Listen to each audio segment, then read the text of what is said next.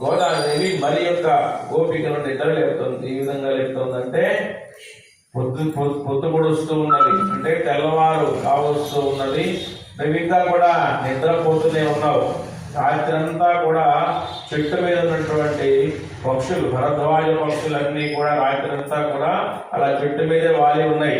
అవి ఎప్పుడెప్పుడు తెల్లవారుతుందా అన్ని అప్పుడు దాకా ఏ విధంగా అయితే కలిసి ఉన్నాయో, కానీ తెల్లవారితే ఏ పక్షులు వాటి స్థానానికి వాటికి వెళ్ళిపోవాలి. కాబట్టి ఆ యొక్క బాధతో అందరూ విడిపోవాలి అనేటటువంటి బాధతో అవన్నీ కూడా కీసు అనేటటువంటి శబ్దాన్ని చేస్తూ ఉన్నాయి. ఆ యొక్క పిచుకులన్నీ కూడా, ఆ యొక్క పక్షులన్నీ కూడా అరుస్తూ ఉన్నాయి, కిలకిలలాడుతున్నాయి. ఆ శబ్దం ఏమి నీకేమి వినపడటం లేదా?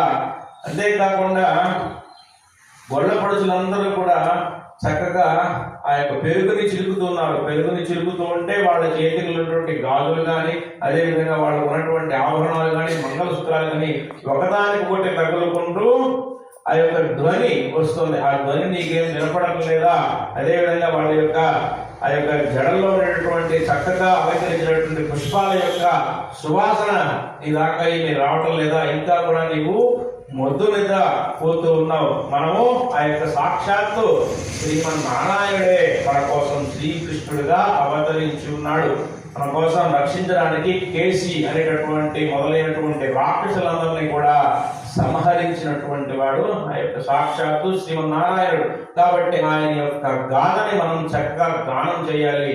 కాబట్టి నువ్వు వెంటనే తొందరగా నిద్ర లేచి రావమ్మా అని చెప్పేసి మనం అందరం కూడా సాక్షాత్తు ఆ యొక్క శ్రీమన్నారాయణని నిలచేరుదామని చెప్పేసి లేచిరా అని చెప్పేసి ఈ యొక్క 7వ సంవత్సరంలో గోదాదేవి చెప్పడం. ఆండాదేవి తిరువడిగలే